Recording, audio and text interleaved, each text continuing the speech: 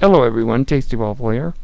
Today's review is of Akira Kurosawa's fourth film, The Men Who Tread on the Tiger's Tail. So let's begin with the plot. This film is based upon the famed Japanese kabuki play Kanjinjo, and it follows through pretty well. It's a very short film, it's an hour long, but it does a really good job of telling that story in such a short time and telling it well. The plot of the movie is that the shogun of Japan has become angry with his brother and ordered the brother, named Yoshitsune, arrested. Yoshitsune flees with several of his guards, and they go disguised as Buddhist monks into the hills to escape. But they must pass a border outpost and convince the border commander, Togashi, that they are monks and that they are not the people fleeing from the shogun. And that's basically the plot. It's really simple and straightforward and very, very well executed. My only complaint would be that the pacing might be a little off because there's a scene near the end which involves the monks drinking sake, which goes maybe a little bit too long, and I don't really see what it contributes to the main story other than to show that they were victorious. I suppose that's not a spoiler, because, well, the good guys win. So I have to give the plot a 4 out of 5. Let's move on to the characters. The characters here are great.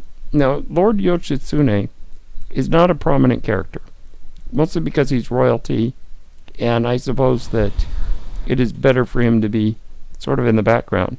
So the main character ends up being this very funny little man who's a porter who they've hired to guide them through the forest.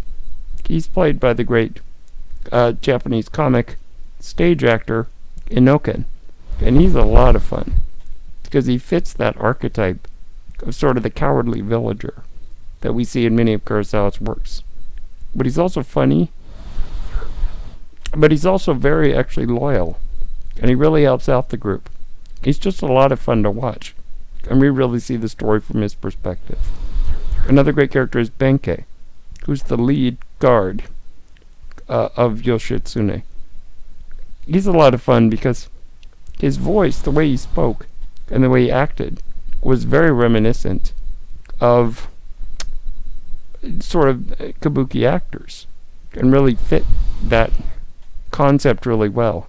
He has that very low, very drawn-out tone of speaking. And he's a lot of fun to watch, just because he's very deadpan, but he really gives a good performance. Another actor here that does a good job. There's this guy who's a representative of the shogun, who's hanging out at the border garrison, and he's kind of obnoxious, but he plays it really well. So he's kind of the villain. And then I like the guy who plays Togashi, who's the commander of the border, because I think he knows what's going on. He sees through the deception, but he admires the monks for their bravery. So there's some great characters here. So I have to give the characters 5 out of 5. Let's move on to the script. The script, as I said, is really good. It follows the kabuki play very well, though the character of the comical porter is not a character in the kabuki play, but he's well used here. And I think the script is just, it's well acted. It's a very well structured story, other than the drinking scene at the end, which kind of goes on a little long. But overall, this is a very good script and a very good adaptation of a kabuki play. So I give the script a 4 out of 5. Let's move on to the depth. There's not really a lot of depth here, but we do get to know these characters, and we get to understand them. In a lot of movies, I look for depth of character, and what that really means is, do we get to know them? And we get to know these guys. The comical porter, instead of just being comic relief, proves to be very loyal and helpful to the group. I like sort of the subtlety that Togashi the border commander, knows what the monks are doing, but he doesn't want to let it slip. And that's very well played, with a bit of subtlety. That's very well done. I also like that we get to know Benkei. We get to know how loyal he is, and how willing he is to do anything for his lord. So there's some great depth of character in this story. So I have to give the depth a 5 out of 5. Let's move on to the music. The music here is great. It's very reminiscent of kabuki plays, and it also has musical, like singing parts. Not that the characters sing, but on the background music, where there's singing, which is reminiscent of a kabuki play, to sort of tell part of the story. And that's very well used. The music here is very, very nice. So I have to give it a 5 out of 5. And last but not least, let's look at the spectacle.